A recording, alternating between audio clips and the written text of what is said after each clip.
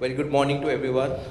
Uh, Today, the topic that we are planning to discuss here is how omnichannel world is redefining the entire digital landscape. To join this on this topic, I have Samir with me. So, Samir, to start with, uh, from a strategic point of view, in today's world, how do you define omnichannel? Is it about the channels, or is it about redefining the entire organization around the customers? Uh, First of all, thank you for inviting me here. It's great to come here and talk to you guys. See, omnichannel, first of all, Gaurav, is not a choice in a country like India, right? It's not a tech choice, but it is a geographic and social choice because our country is so vast, we are diversified everywhere. So to find one channel of growth for any brand is going to be tough in this country for time to come. To answer your question, it has to be customer backwards. Everything, whether it's a brand, a channel, any service that you provide as a business, the customer has to be at the center of it. When you talk about the customers in India, as I said, it's a diverse set of customers. If you are in a small location in South Mumbai and if you are somewhere in Lucknow, the customer choices are different. So the channels that you kind of reach out the customers to have to be as diverse. For example, if I talk about our organization, we have multiple stores, right? We have 19,000 plus stores, plus we have digital platforms such as JioMart, Ajio, Tira. And this actually is spread out across the country and the 25,000 plus pin codes in the country. But the nuances are different, and that's what omnichannel is all about, right? In a small state, in a small city, in the interiors of a state, your preferences are going to be different. So you will have to actually look at the customer choice there, and then actually service the preferences accordingly. In a certain part of the country, even the SKUs that you list on your store or on your platforms, digital platforms, have to be different. For example, in the south of the country, you cook your food in coconut oil, for example. Right. You have to, you have to provide that in that part of the country.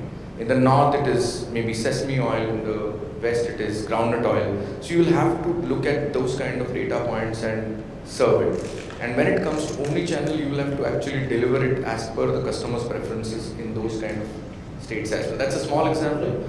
But yeah, to answer your question, omnichannel has to be customer backwards. What is the customer's choice? How do they want to buy? Where do they want to buy? And then give it to them accordingly.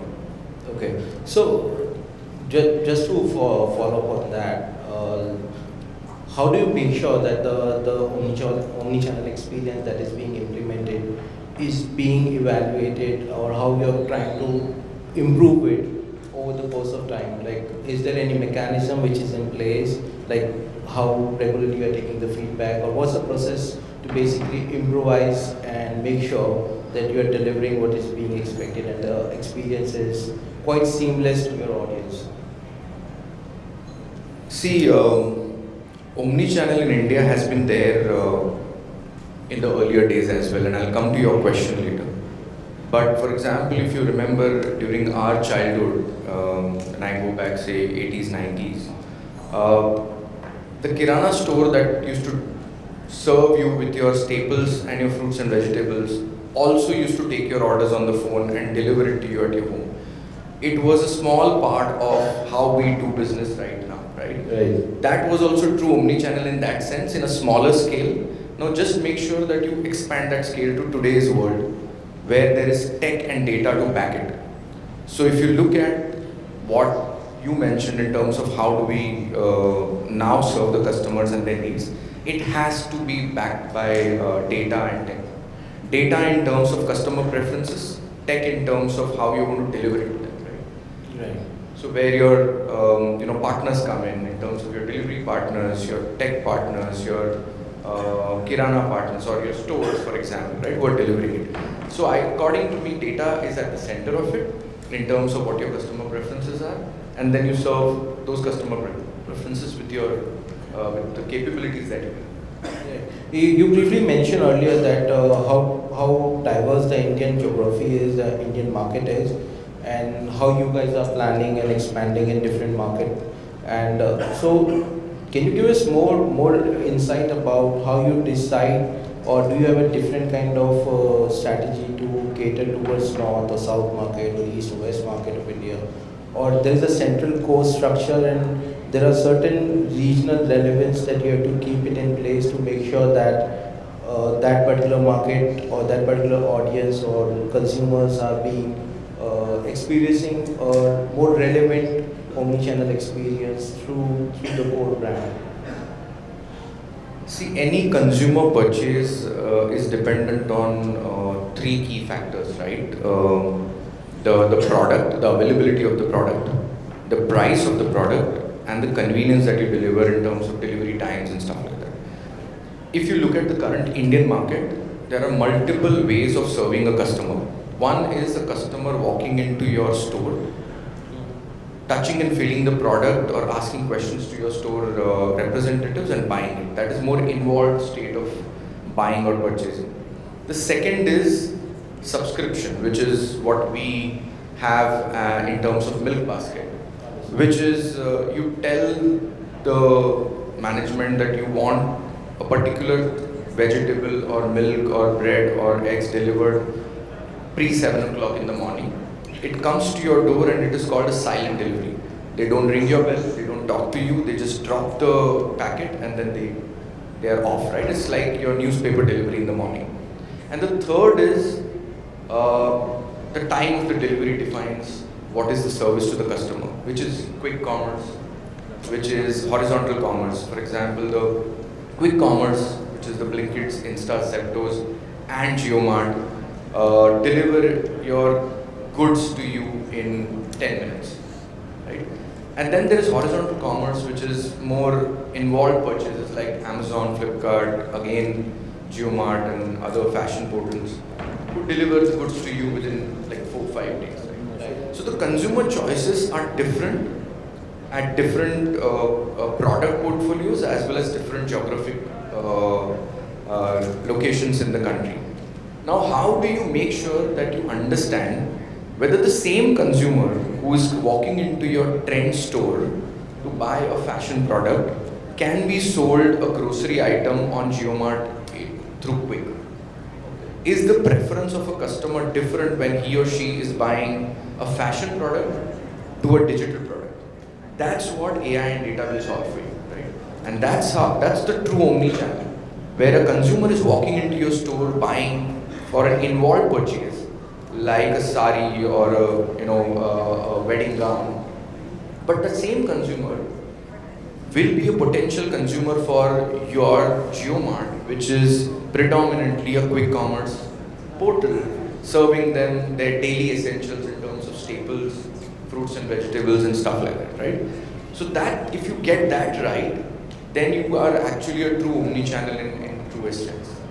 I hope you answered. Yeah, you did. So, the another thing is like you just now mentioned about the AI. So, how exactly AI is helping retail in terms of as an overall industry, and how it's being utilized in different sectors, especially in like different specs. And to add on to that, and how is going to benefit the omnichannel experience as overall, and how it will be utilized. See, I think AI has different aspects to it, right? One is your Gen AI, which will make the experience of the consumers top class when it comes to specifically digital platforms, also stores, right? You can use Gen AI to make your store experience also great, but digital with Gen AI can scale like amazingly.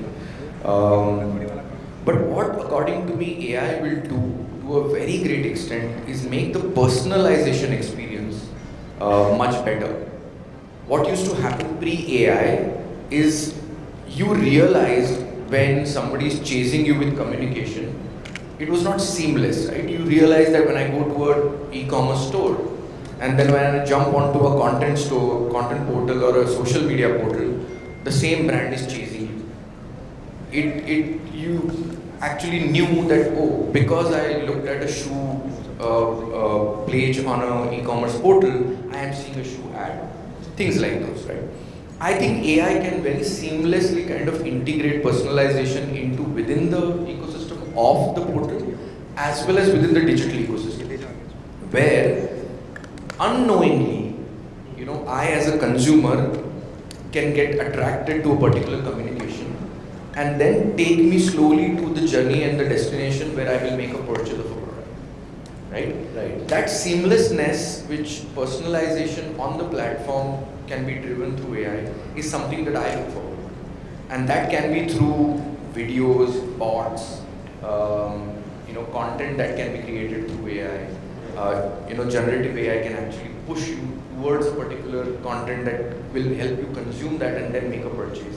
And a lot has been already done. If you go to Meesho, for example, the way Meesho has built its Gen AI based, video based, influencer based shopping platform is great. 20-25% of Meesho's shopping actually is happening through these kind of initiatives. So yeah, I think in time to come, most of the personalization and buying pattern across channels, right, agnostic of channels, will be aided by AI. Okay. So, on a follow-up question to that, for any at a senior leadership level, if someone wants to introduce an omni-channel experience for their brand, how exactly or what should be the intent of the senior leadership to do it at scale? Like, what do you feel like is really important when you are trying to go at, let's say, across the country, if you're planning to do an expansion across pan India, and what kind of the key things that we should be keep in mind when you're going for such kind of experience to be introduced? Two parts to it. One is at the senior leadership of a service provider like a retail store or an organization. They need to understand their strength. For example, at Reliance, our strength is our store network that we have. How can we complement the store network with an online presence? Right? And how can we make our online presence so strong that whatever we sell in the store is also available online with a constant demarcation on pricing, availability, value, delivery, and stuff like that, right? Which will provide a true omnichannel experience to the customer who's working in. Now, from a brand's leadership perspective, right? Brands have different avenues to sell. There is, general trade, there is modern trade, there is e-commerce, there is quick commerce, there is their own portals. So there are 5-6 avenues where a brand will be able to sell. But the brand will also have to realize who their customers are. And I go back to my first question where customer has to be at the center of it. For example, a brand's TG is mainly metro tier 1 kind of customers. Then their channel preference might be different. They might do a bit more on quick commerce, e-commerce, and be available on the stores, in the stores, just to make sure that they are seen as a brand. So their brand value, if anybody is kind of entering the store, is kind of preserved. But when you create a brand for, say, the tier 2, tier 3 markets, then your general trade and modern trade become very important. And then any e-commerce or digital play can be a complementary or supplementary play. So for a brand leadership, it has to be very important what your TG is and then choose channels accordingly. And for a leadership from a retail perspective, it is the same thing, right?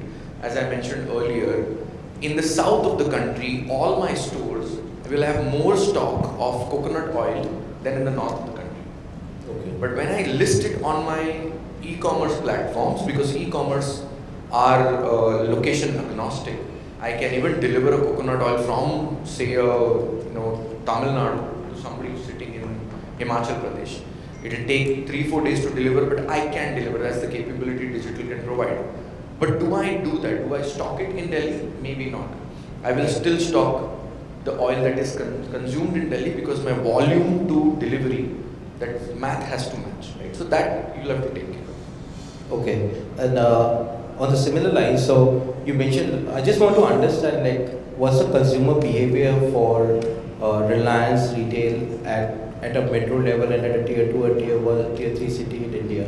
Because the kind of marketing or omni-channel channels that you are aware, you have internally across different brands, it varies a lot is what I feel like. The experience for someone buying from Reliance Mart in Jaipur or let's say a Lucknow or Indore store would be completely different from what is there in Mumbai or Delhi or Bangalore store. Absolutely. I think, as I said earlier also, because India is so dynamic and diverse, we'll have to create strategies for locations. And in some cases, even deeper into those locations, whether it's, and we have stores right in the interiors of the country, right? Right. There's places like you mentioned Jaipur, but I'll speak about Gaya, I'll speak about some smaller towns where we have very prominent stores. And in these stores, what happens is that you have regular customers. So what we did was an experiment that we did, I would like to talk about it. In some of these small stores, we actually set up a kiosk where we started educating them about online buying. Now there were two things that we were trying to do there. We were trying to figure out whether the customers move completely from store to online, or the customers I have started trying online, saying that okay, let me try what this experience is all about. And to our surprise, a lot of products that we could not stock in the store started getting sold online because of the experience that we gave them, and it kind of opened up an avenue for us to sell much more than what we could stock in the store. Because in these smaller cities, we have say 2, 3, 4,000 square feet stores, right, where we can only stock limited SKUs. But what happens when we open up a channel like digital, beyond what we stock in the stores, we can actually sell it to them and deliver it, because delivery is now become easy with a lot of these third-party delivery partners which have come in. So as I said, to our surprise, the people over there have started shopping online, and they are shopping much beyond what the store can provide. And that to me is true omnichannel. Yeah, so but are you noticing any change in terms of even in smaller cities now people are ordering a lot through e-commerce and online platforms? Like they do definitely want to go on stores and understand the touch and feel of it, but are you noticing any change within Reliance where you are seeing that now the consumer mindset has been changed a little bit, or let's say there is some kind of change that you might have noticed in the past performance? It is changing, but India will take time, Gaurav. E-commerce in India has been in existence for the last 10-15 years. We are still sub 10%, right, of the overall market. So it is going to take time. In the US, it is already 40-50%. It's a huge market. China is around 20%, 25%. India is much less. It will change, it will take time. Forget about the tier 2, tier 3 cities there, even in a metro. A lot of our households, if you see, when it comes to staples and fruits and vegetables, they'll still go to your neighborhood vendor and look and feel the fruit, vegetables. If you're buying for your kids, you would want the quality. And maybe a neighborhood vendor will give you that quality. When it comes to packaged goods, because it comes in a package, it comes with an ISI mark, it comes with an FSSI, you will buy it online. So that shift, even in metros, is still happening. Right? In my household also, if there is something getting bought for my kids, and if it is unpackaged, it has to be bought look and feel, it has to be bought from the neighborhood sabzi wala and the fruit vendor. So India will take time, but I'm sure it will happen over a period of time. Okay. On that note, now my final question to you is, what do you feel is the future for omnichannel in India? Is it automation? Is it trying to engage with customers, or at altogether different engagement level? It's a mix of all, very frankly, Gaurav. It's a mix across automation, AI, automation, data has to be there. But again, I'll come back to the same topic. It has to be customer at the center. If the it has to be very seamless for the customer. It should not be forced. It should be frictionless for the customer. If the customer wants to make a choice to buy in a store, how can we make it more frictionless for the customer? If the same customer wants to come and buy something else on a portal or on a quick commerce, how can we make it more frictionless? And that's where your AI, your all these things will play a role. Okay. And I'm sure the data is also included in it because Absolutely. Reliance has a huge amount of data that can be utilized to make personalization pretty good for the consumers. Absolutely, data has to help, but at the end of the day, it has to be how can you give the best experience to the customer irrespective of the channel, so that the customer doesn't have a preference of channel over a period of time. Okay. Alright. So I think we are almost over with the time now.